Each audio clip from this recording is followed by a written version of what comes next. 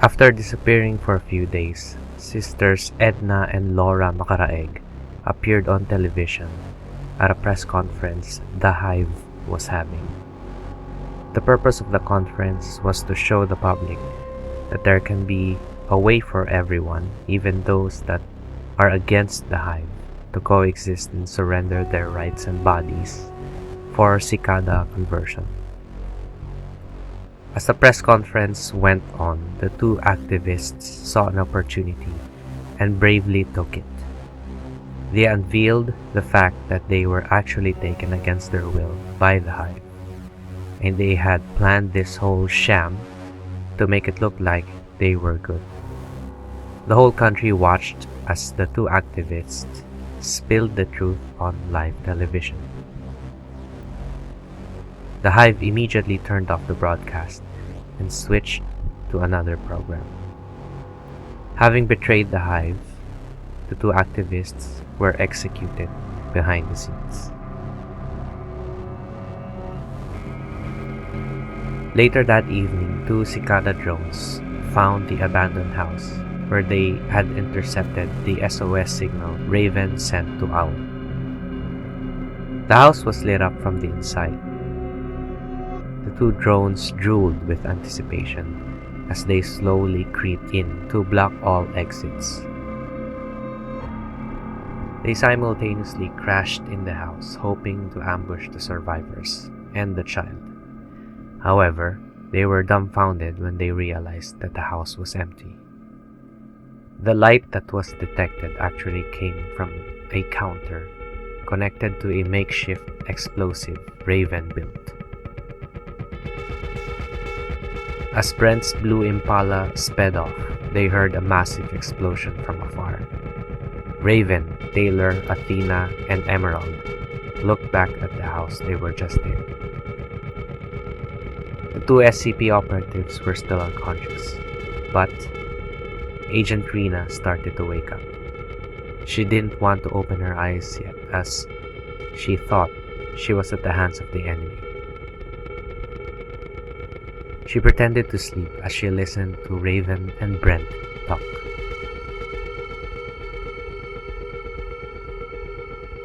Brent told Raven that Will was trying to find a way to fight the chairman, and that Kate was gone.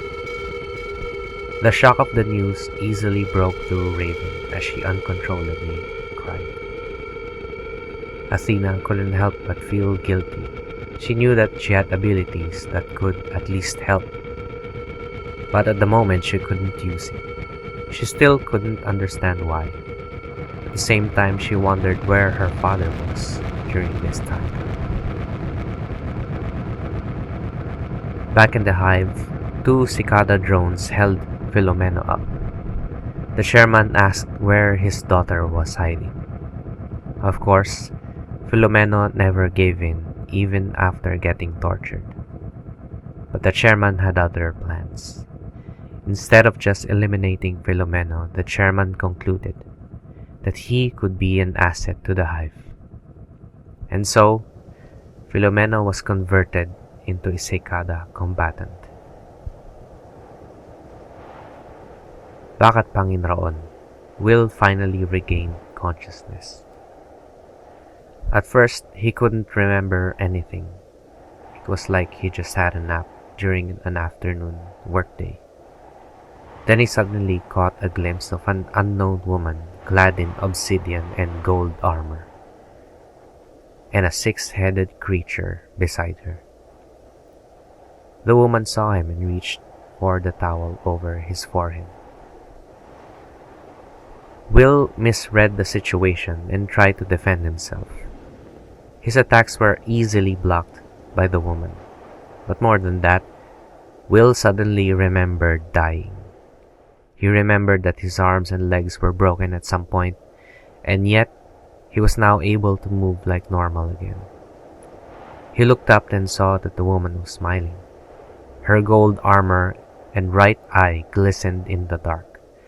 She expressed that he had a very distinct fighting style that was familiar. She said that it reminded her of the old Nahimana fighting style. albeit being unrefined. Will had so many questions, and so he sat down. Beside Will was the six-headed creature. Will stared in awe, wondering how in the world can this being exist biologically. How did its circulatory system work? Was this some sort of bifurcation during birth? But the term bifurcation meant only division of two. The creature had 6 heads. All his thoughts were suddenly derailed when 3 of the 6 heads started rapping. They all had earphones connected to one cell phone. They were listening to the Lulubog Lilitaw song from the movie Magic Temple. Will was confused and fascinated at the same time. The woman laughed and apologized. She told Will that the 3 had recently watched that film and were massive fans. The woman said that this Gawi-Gawin was her assistant. The rapping stopped and they all introduced themselves. Head 1 was Potpot. Head 2 was Kuya Vitug. Head 3 was Frankie. Head 4 was Freddy. Head 5 was Joshua. And Head 6 was Manong Kaka. The tall lady then extended her right hand and introduced herself as Mayari, goddess of weaponry and the night. Will shook her hand but was more confused. The only words he had mustered were, "Did I die?" Mayari confirmed it, but then said that she tried to heal him a little bit. Kuya Vitog said Mayari saved him basically. Potpot agreed. Manong Kaka was more grumpy and asked, why the hell was he trying to fight an aswang with such heavy armor? Will, still in disbelief, said that the armor was supposed to augment strength, but his enemy had rendered it useless at this time. Manong Kaka concluded that the armor had magic that was taken away. Will disagreed. Magic wasn't real. Mayari agreed. One look at Will's helmet was all it took for her to understand how it all worked. However, she stated that there are things outside of science that exist.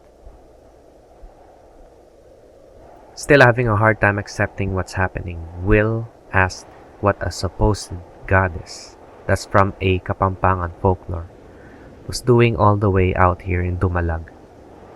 Mayari happily explained that while she was from Pampanga, as the goddess of weaponry, she also had different hiding spots for various god weapons all over the Philippines.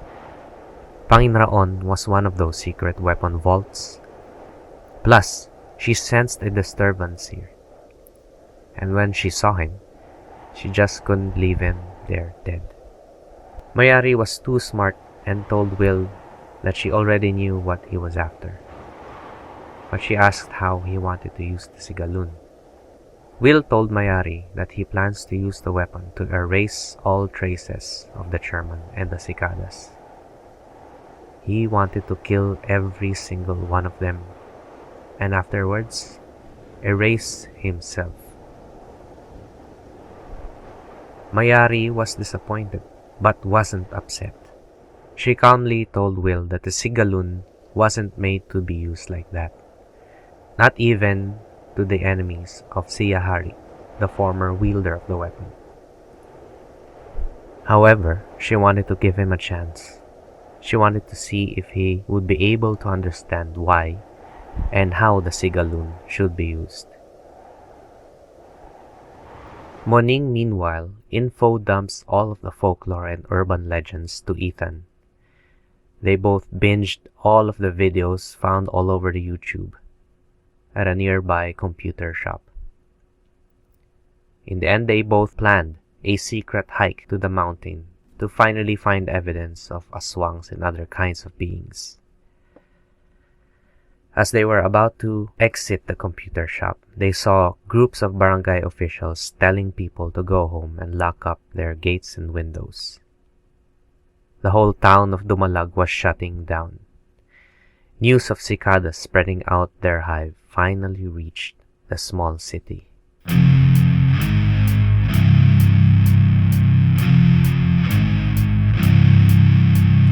Lay your head upon my lap. Let the breeze get in within. White skin and pixels, let me stroll.